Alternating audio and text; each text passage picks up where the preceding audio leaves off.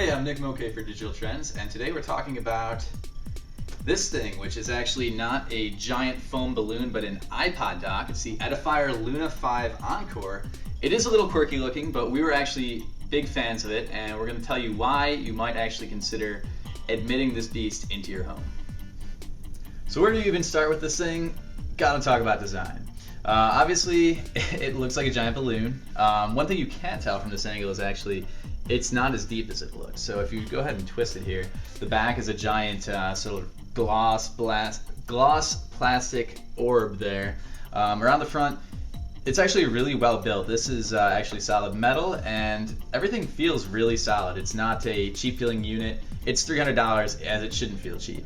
The sound on here, we actually have it playing now. You won't be able to tell really with our video equipment how good the sound quality is, but it sounds good.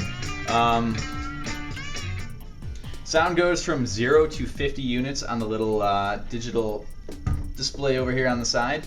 When you get it up to 50, it is really cranking.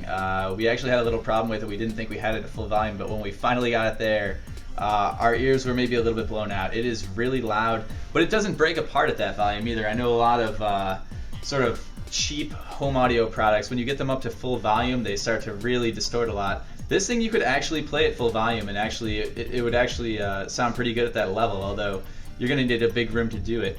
It also has, I don't know if you can see here, there's different inputs on it. We have it on iPod right now. There's also auxiliary and FM, which is pretty nice. It has the built-in FM tuner. Obviously, that's not something that the iPod offers, so it's good to get that in a dock.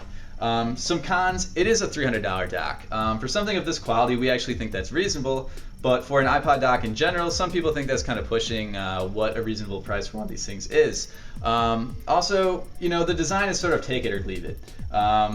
If you live in a house that sort of looks like a Apple store, maybe this is really trendy and cool. Some people with a more traditional house might think this is actually a little bit out of place in their living room and their bedroom. Like we said, it's a totally subjective thing. We like it, but it's also huge. So, you know, you're going to have probably about 1.5 feet of clearance wherever you want to put this thing. So that's another sort of figure to consider. Also, one tiny little complaint we had, the auxiliary audio input is actually on the front here, hiding behind a rubber flap, which is actually kind of hard to open, and that's sort of our complaint. It's hard to get in here, and if you have a cable trailing into the front, it's sort of awkward as well. So, very minor complaint, but something we had to mention. Otherwise, it's a really great sounding dock.